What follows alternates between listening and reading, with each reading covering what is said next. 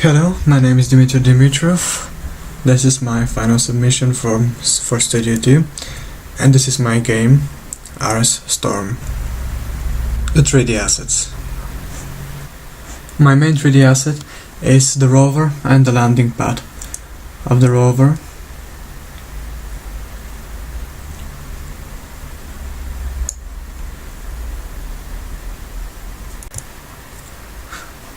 This is the wireframe for the two assets.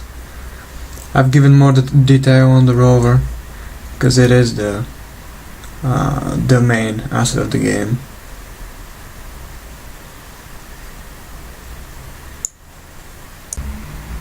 I had some problems with putting the rover in the game itself because it has 6 wheels, 3 on each side, and it was a bit weird for Unreal Engine to take the idea of 3 different wheels, so I had to constrain that to 2 front and 2 back wheels. So this is how the physics asset looks like. I've removed the constraints on the middle wheels, and it had a multi-convex physics asset for a body, but I had to fix that because it was taking lots of space and it was acting weird with a collision. Second bigger asset is the enemy ship, although I haven't modeled it a lot because there is a particle effect that will take place inside of the ship, a core generator that will move the ship around. This is the wireframe for the ship.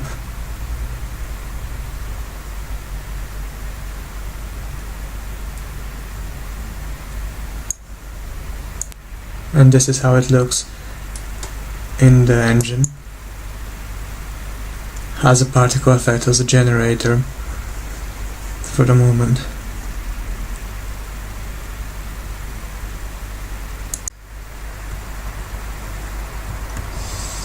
After I managed to fix the wheels and put the fronts on the front wheel blueprint and the back ones on the back wheel blueprint, the rover is working at the moment and the wheels are rotating. For the overall aesthetic of the game, I wanted to recreate the Mars environment, or basically being in a Mars crater, which is where the rover is. Most of the water samples are just on hills and craters, but I didn't want to make a very simplistic crater. I wanted to make to implement some interesting gameplay elements in it. As the player, we must be careful how he drives, where he drives, and what is the situation around him. And he needs to be also very careful about the enemy. When the enemy spawns, the AI starts just rolling around, searching for him. When he gets spotted, he attacks him, and if the player isn't able to escape from it, this is the end of the game for him. So I wanted to give this feeling of being in a very hostile place, which is mostly given by the particle effects and the constant fear of the coming storm, the alien that is searching for you, roaming around. Particles and sound.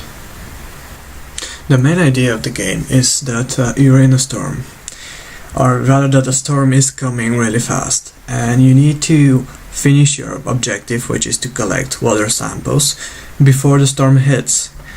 Having that, I wanted to make a really interesting storm particle system that progresses through the game. The first one that's in the game is this sand particles just falling from the sky or being blown around, and it's the first one that I make, and it's the simplest one that's in the game.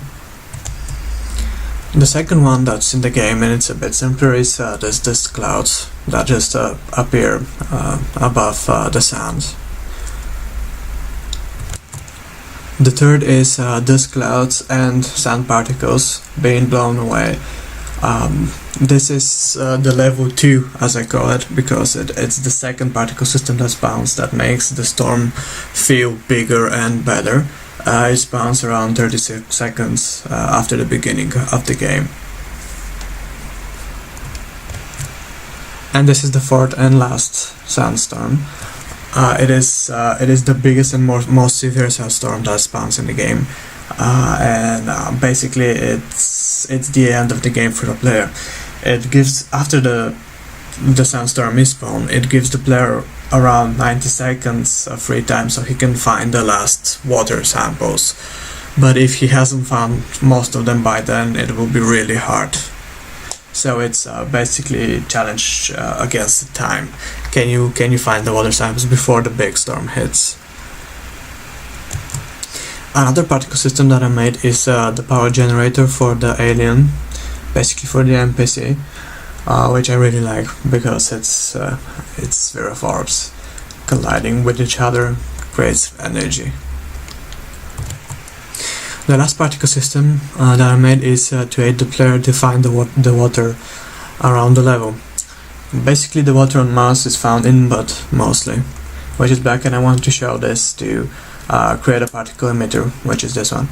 And it will be easier for the player to spot the waters with this emitter over the asset model. As you can see, this is how the water particle effect and the water looks in game. It's easier to spot from afar, and it aids the player to find the water particles. I'm using three main sound effects in the game. I'm using a sound effect for the ambience of the game, which is basically the howling storm. I'm using a sound effect for the rover's engine, which is basically really low humming. I used a really strong sound for the engine first, but I think that it was distracting from the storm itself, so I changed it to a really low humming. And I use a sound effect for water collection. When you collect water, there is a sound effect of a drop that you can hear. The wind effect occurs through the entire level. It plays on looping through the entire level. Can be heard from when you begin the game.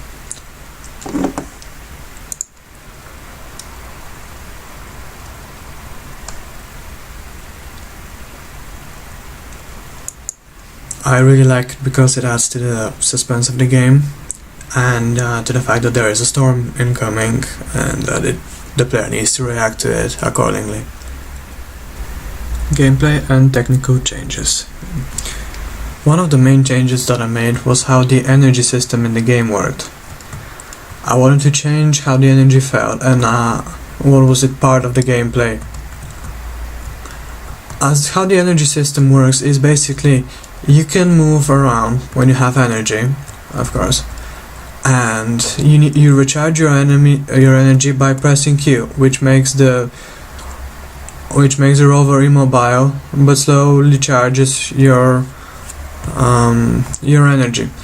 What I wanted to do is to make the player to be constantly aware of the energy consumption that he has in the level. What I want to be sure of is that the penalty is too big for the player for himself to go to zero energy.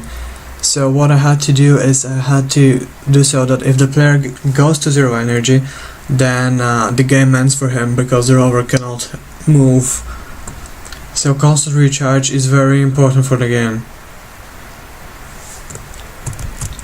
That's why I had to change some of the blueprints for the energy consumptions that I previously made. Basically a sequence is checking if the energy amount is equal or less than zero, and print string no energy and stops the vehicle and kills the player, exits the game.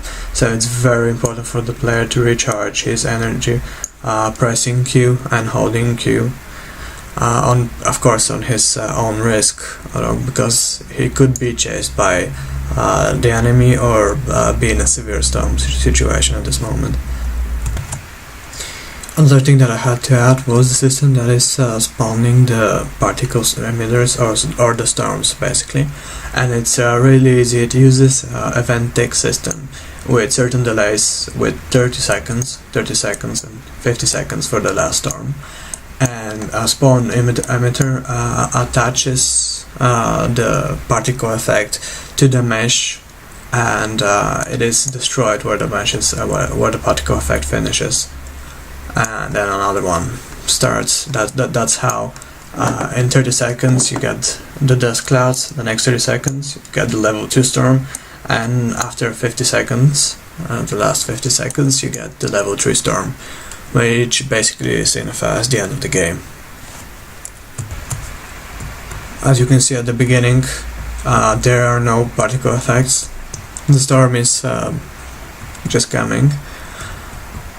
The first particle effects that hit is just the storm particles that are falling down. I need to be careful about the monster. After some time, the other particle effects will start appearing in the game. See, the dust clouds just started appearing.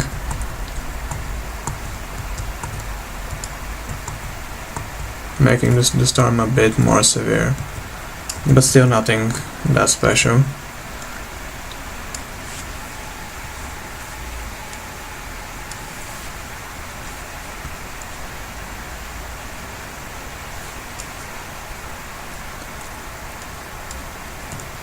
This is the level 2 storm. As you can see, storm is getting pretty severe, but player can still see and finish some of the objectives that he has. But this is the last level before the end storm, which is pretty severe.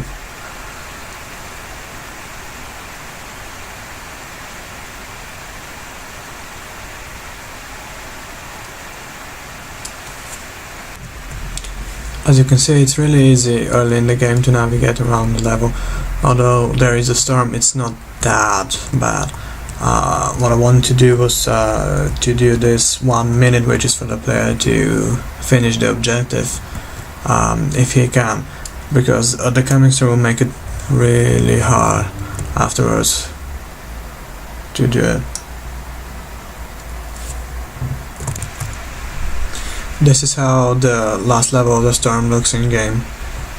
As you can see, it's almost impossible to do anything. Player can still move and possibly finish the objective, but he needs to do the bigger part of the objective before the big storm hits. In conclusion, it's definitely a hard project to do. It was definitely really hard, especially for me, because I did most of the blueprints for the first submission. I haven't done a lot of visual stuff for the second, for this one, and had to work a lot for the visual part of the game. But I really enjoyed it. It was challenging, but I like the idea of having Mars portrayed in the game, and especially storm, and the search for water, the constant fear of something happening. It is a hard game. It is a hard game because you need to act fast.